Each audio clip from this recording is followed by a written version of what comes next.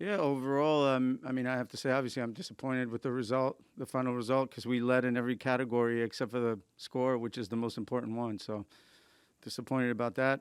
Um, on the other hand, happy for some of the players that got an opportunity to play and showed that they're competitive. In particular, I like to single out, Ian Hoffman, who played on the right side as a right back and played 90 minutes and really exploded with a lot of runs on the right side. I mean, for 20 years old, I thought he did really well in his first start of his career. Yeah, and then the rest of the guys, I thought we played. The guys stuck to the plan. We played a really difficult team today.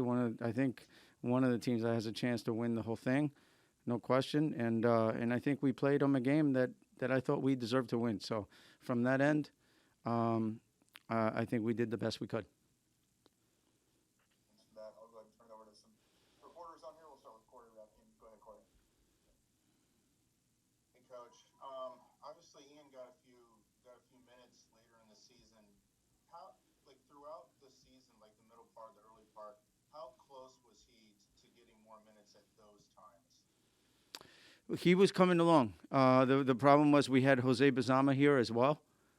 So he was really third on the depth chart for right back. So until we could move Jose out, it was difficult to get him in. But once Jose moved out about a month and a half ago, we had an opportunity to start giving him more minutes. And yeah, I think he's proven himself. That's for sure. And the other thing is he did it the right way. We signed him here, sent him to RGV last year, played a bunch of games there, did well.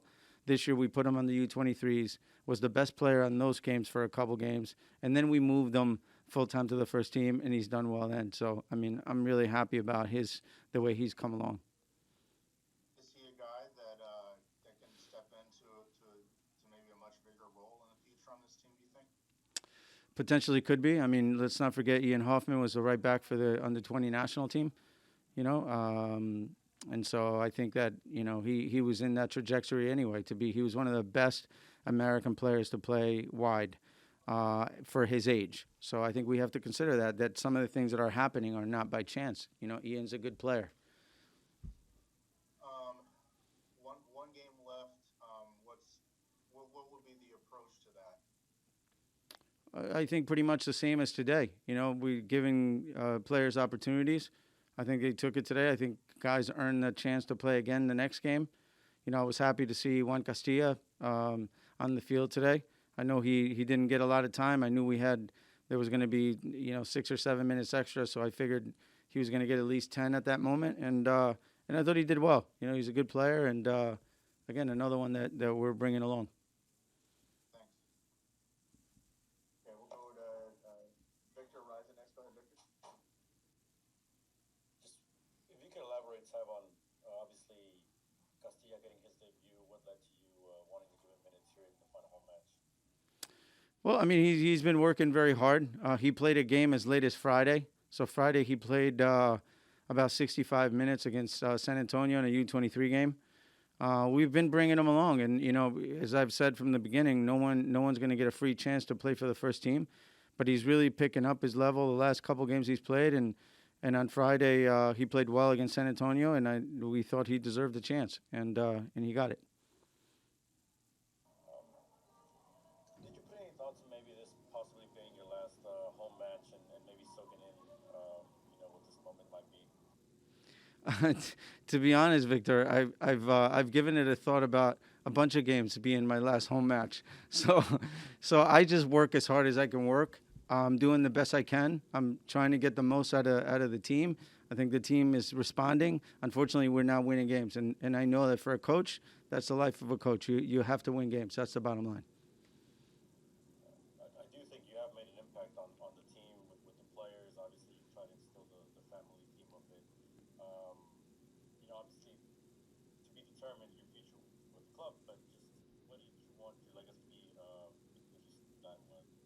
Yeah, I mean, I think what you said, unfortunately, and I know that it doesn't matter to everyone out there because what matters is the result. But what I can tell you is the 2 years I've been here, I mentioned it from the beginning how much I've enjoyed being here and have enjoyed being part of the Houston Dynamo family, and I walked into a club where players were not necessarily to be playing here, and a lot of them didn't like playing here.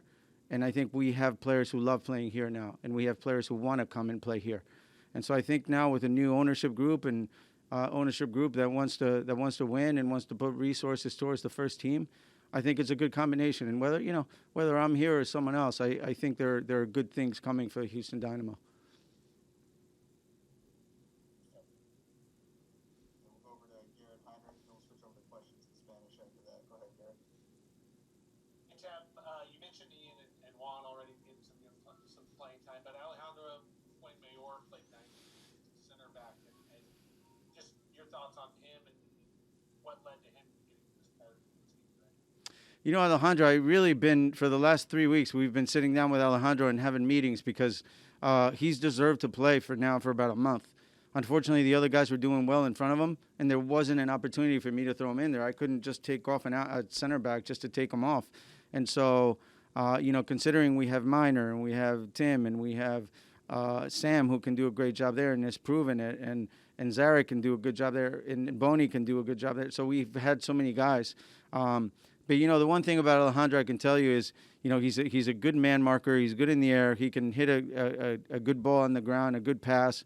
Overall, he has good speed. I mean, he has a lot of those qualities that you need for a center back, and sometimes the only drawback is it's difficult for him to stay focused for 90 minutes all the time. And I think, for a younger player, because he's not young, but he is younger, I think he's 24 or something like that, I think he still needs a little time.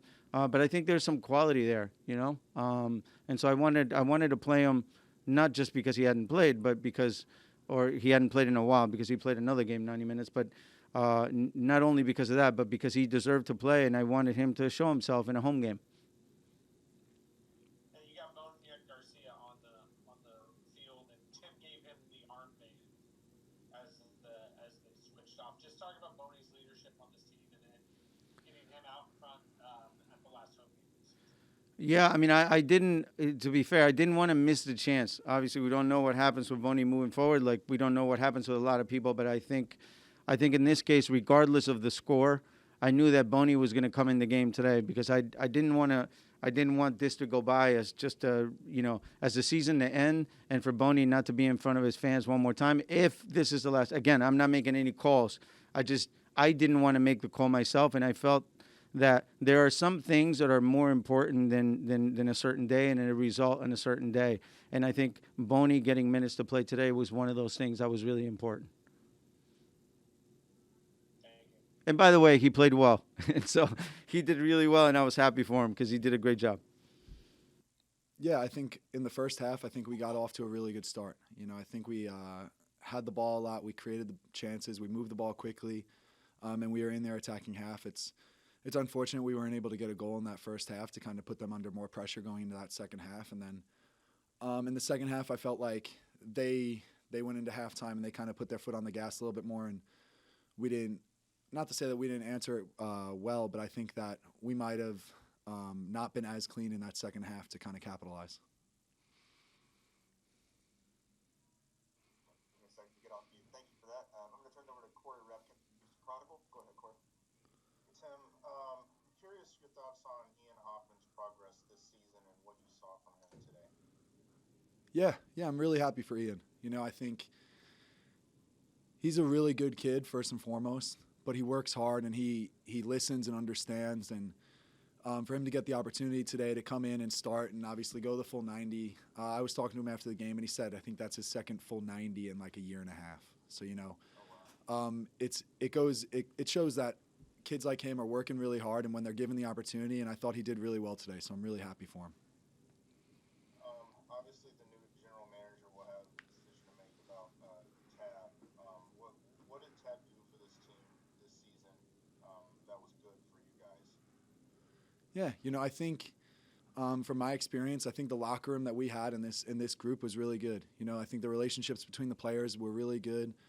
There was never a day where we came into that locker room and we were all like really down. I think that kind of locker room environment is very big, and unfortunately, we didn't get the results that we wanted throughout the year, and including today. But I think that the general locker room vibes were always pretty good. He had mentioned when you signed all the way back in the preseason that your leadership was a big part of that and turning around the locker room. How big of that was? How much importance did he put that in the conversations he had with you before you came over and signed your new contract? Yeah, I mean, I think as I get older in my career, I think for me moving forward, it's continuing to build relationships with the younger guys because I've been in those shoes, and now as I get older to be the veteran and continue to learn how to lead teams and groups, that I can take on those roles. So that's obviously meshing into all the different kind of little cliques that exist within the locker room, and I think that that's a natural thing where you have the younger guys, the veteran guys, the American guys, you have some of the Spanish-speaking guys, and I think that this year, I think there was a good mix of all of that, and I think that we all understood each other, and that's like kind of what I said about the locker room vibes, and I think we all got along well. Thank you. All right, we'll go over to Garrett Heinrich. Go ahead, Garrett. You guys five in the back, and with a five that we haven't seen obviously all year with Ian getting 90 and Ali playing next to you. How is it for you changing up when you guys go to five in the back and your communication being in the center of that? Yeah, I think for communicating, it's no different for me. I think it's obviously just continuing to talk, continuing to get guys into good spots and to set them up for success. So when Ian and Ale come into the game, I don't think we really miss a beat with those guys. So Ale, obviously, he's been training really hard all year, and he's been waiting for an opportunity. So today when he came in, I thought he did really well, and the same with Ian. So I'm really happy for those guys. And then as communication goes, you kind of just have to get them on the right foot early. So it's the simple things that they have to do well early in the game to kind of boost their confidence and then get them rolling. And then when Boney came in, you went over and you handed him the armband. Tell us a little bit of what you said to him at that moment, and then what he has meant to this team since you've been here. Yeah, it's something that I kind of said that I would do from the beginning of the year. Whenever Boney came into games, I always wanted to give him the armband because he's been with this club forever, So I think he means a lot to this club. He means a lot to the city of Houston. He means a lot to this team. So for me, it's kind of a mutual respect thing. I think he's led this club for a long time. So when he comes into games, I always want to try to give him the armband to show that he's kind of the at the center of this club.